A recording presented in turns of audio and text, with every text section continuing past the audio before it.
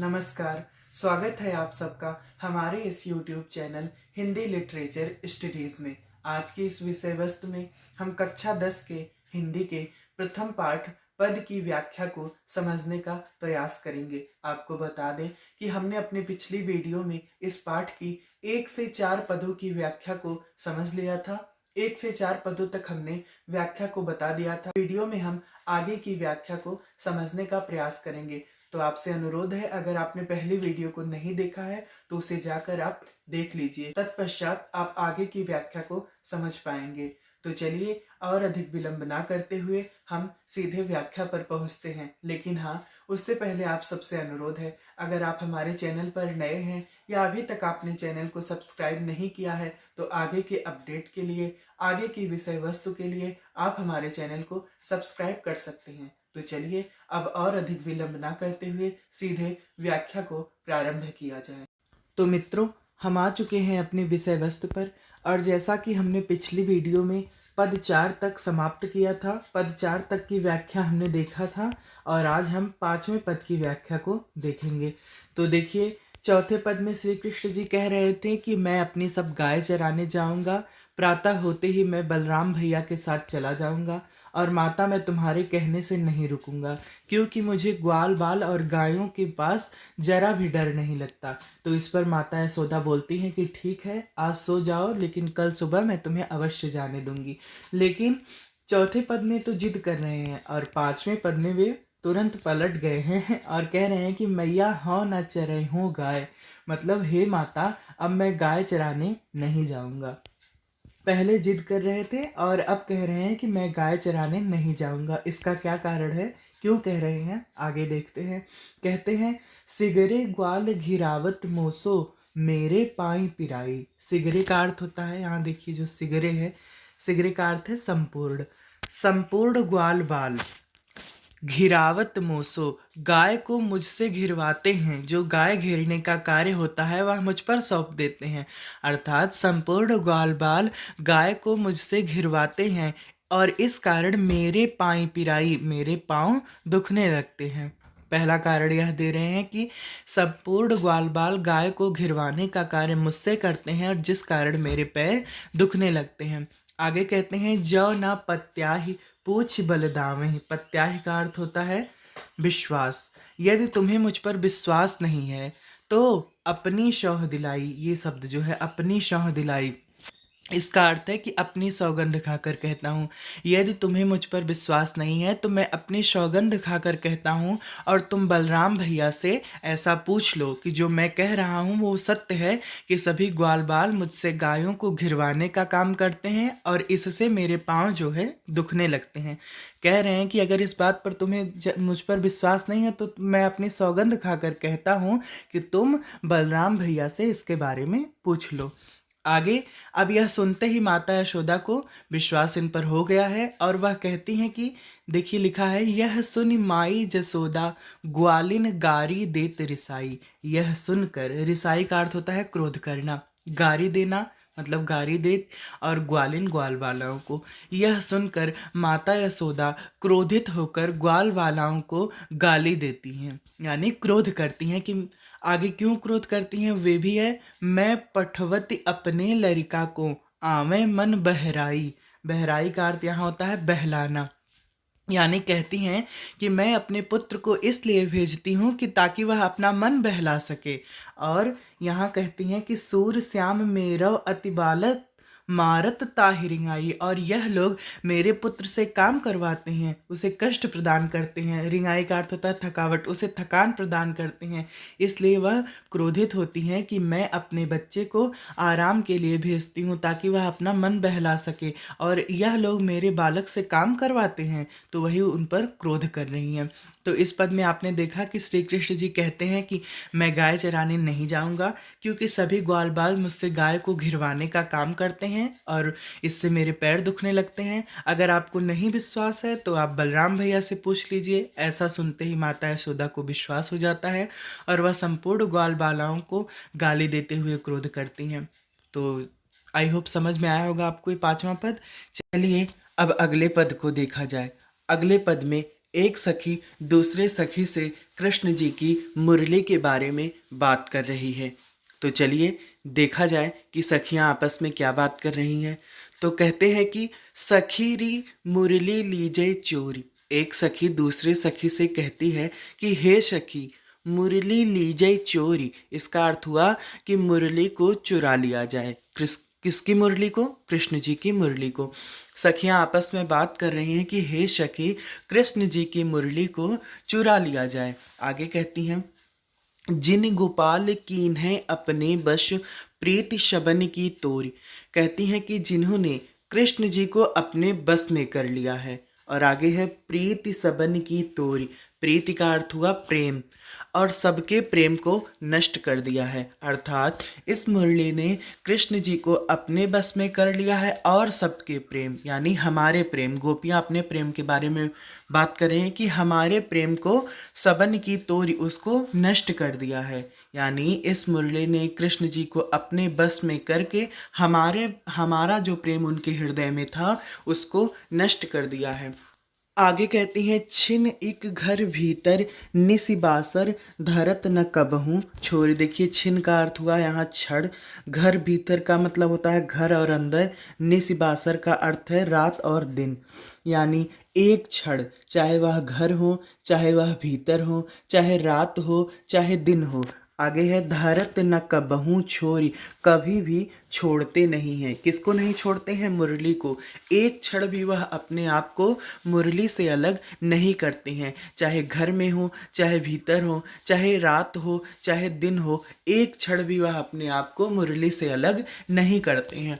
आगे कहती हैं, कबहूँ कर कबहूँ अधरन, कट कबहूँ खोसत जोरी। कर का अर्थ हुआ हाथ, अधरन का अर्थ होता है होठ, और कट का अर्थ है कमर। यानी कहती हैं कभी हाथ में ले लेते हैं, कभी कमर में, और कभी हाथ में लेते हैं, कभी होठ पर, और कट का अर्थ हुआ कमर, और कभी कमर में खोसत जोरी, खोस लेते हैं। कहती हैं कभी हाथ में मुरली को लेते हैं, कभी होठ पर लेते हैं, और कभी कमर में खोस लेते हैं। आगे गोपियाँ कहती हैं कि ना जानो कछु मेली मोहिनी, राखे अंग अंग भोरी। मेली मोहिनी का अर्थ होता है जादू, और भोरी का अर्थ होता है भुलावा।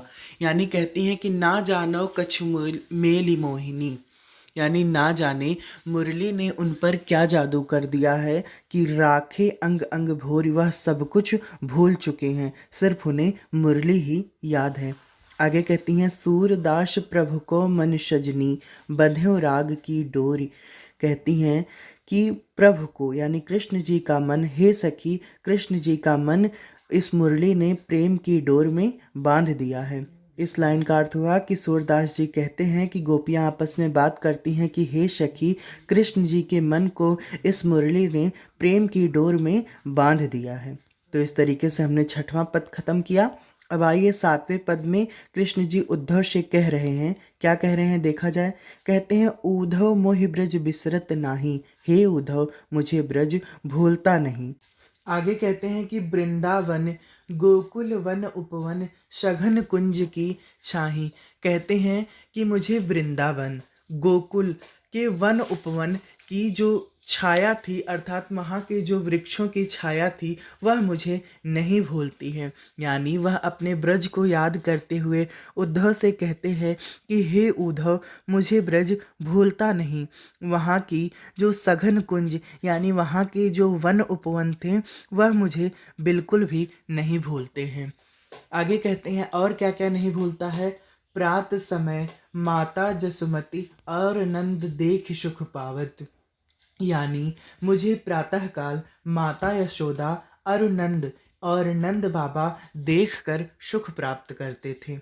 आगे कहते हैं, माखन रोटी दहियो सजायो, अतिहित साथ खियावत।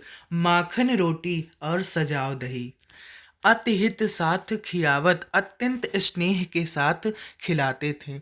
आगे फिर कहते हैं, गोपी ग्वाल बाल संग खेलत, सब दिन हसत सिरात।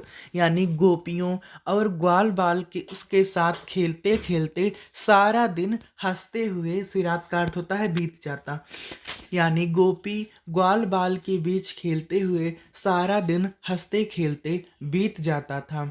आगे फिर सूरदास जी कहते हैं कि सूरदास धनि धनि ब्रजवासी जिनसो हित जदुतात। यहाँ देखिए जो जदुतात आया है इसका अर्थ होता है श्री कृष्ण।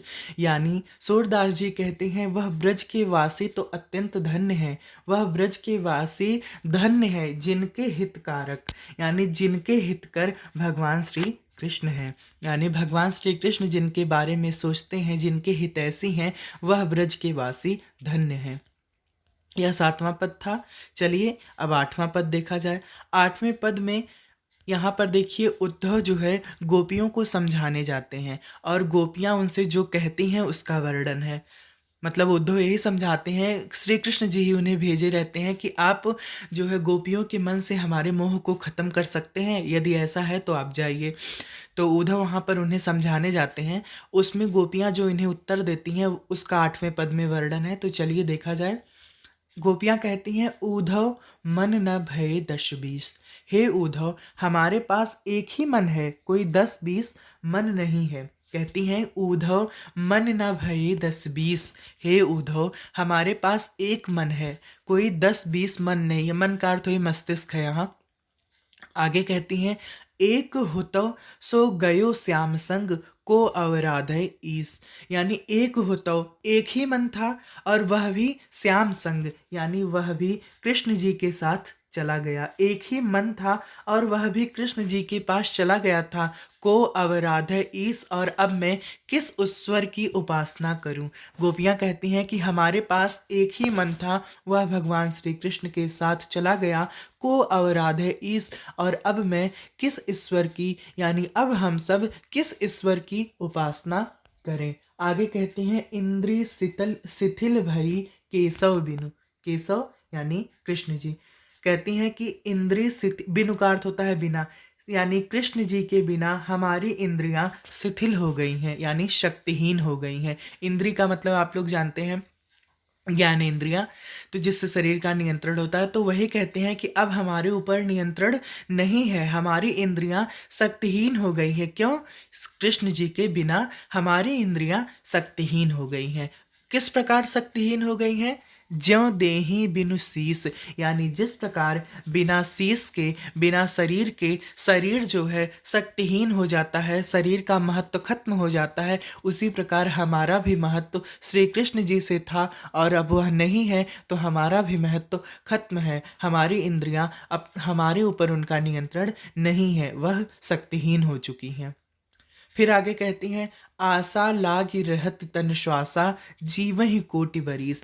यानी हमारे शरीर में अभी यह आशा है, यानी हमारे शरीर में अभी यह आशा है। किस चीज़ की आशा है? कृष्ण जी से मिलने की। कहते हैं कि हमारे शरीर में अभी यह आशा है कि हमारा मिलन एक दिन कृष्ण जी से अवश्य होगा। और जीवहि कोटि बरीस, कोटि का अर्थ होता है करोड़, और इसी आशा में हम करोड़ों वर्ष तक जीवित रह सकती हैं। यानी जो उनके हृदय में आशा है कि उनका मिलन एक दिन प्रभु से जरूर होगा, उसी आशा में वह करोड़ों वर्ष तक जीवित रह सकती हैं। ऐसा गोपियाँ उद्धव जी से कह रही हैं। फिर कहती हैं तुम तो सखा श्याम सुंदर के। हमने अब तक बताया ना कि वह श्री कृष्ण जी के मित्र थे, तो वही गोपियाँ कहती हैं कि तुम तो सखा श्याम सुंदर के, तुम तो भगवान जी के मित्र हो, तुम तो कृष्ण जी के मित्र हो, और सकल जोग के ईश, जोग का अर्थ यहाँ योग साधना होता है, के ईश के उपासक, और संपूर्ण योग साधना के स्वामी हो। उद्धव से कहती हैं कि तुम तो श्री कृष्ण जी के मित्र हो और संपूर्ण योग साधना के स्वामी हो। तो फिर कहती हैं तो जब तुम योग साधना के स्वामी हो तो क्या तुम्हें पता नहीं है कि सूर हमारे नंद नंदन बिनु और नहीं जगदीश। नंद नंदन यानी कृष्ण जी। तो तुम्हें क्या पता नहीं है कि कृष्ण जी के बगैर, यानी कृष्ण जी के अलावा और नहीं जगदीश, हम सबका कोई भी उपासक नहीं है। यानी हमारा भगवान श्री कृष्ण ही हमारे एक ईश्वर थे, उनके अलावा हमारा और भी कोई नहीं है। यह तुम्हें अवश्य पता होना चाहिए क्योंकि तुम योग साधना के स्वामी हो। ऐसा उत्तर जो है गोपियों द्वारा उद्धव को दिया जाता है। तो यहाँ हमने 8वें पद तक देखा। 8वें पद में गोपी और उद्धव का प्रसंग है। और 7वें पद में श्री कृष्ण जी ब्रज को याद कर रहे हैं। तो इस तरीके से हमने 8 पद तक ख़त्म किया है। और फिर भी अगर आपको इसमें कोई डाउट होगा, कुछ भी नहीं समझ में आया होगा, तो आप कमेंट सेक्शन में मुझसे पूछ सकते हैं। इतने समय तक हमारे साथ जुड़े रहने के लिए आप सभी लोगों का बहुत बहुत धन्यवाद। जाते जाते आप सबसे अनुरोध है, अगर आप हमारे चैनल पर नए हैं या अभी तक आपने चैनल को सब्सक्राइब नहीं किया है, तो आगे के अपडेट के लिए आप हमारे चैनल को सब्सक्राइब कर सकते हैं। तो चलिए, धन्यवाद। मिलते हैं नेक्स्ट वीडियो में।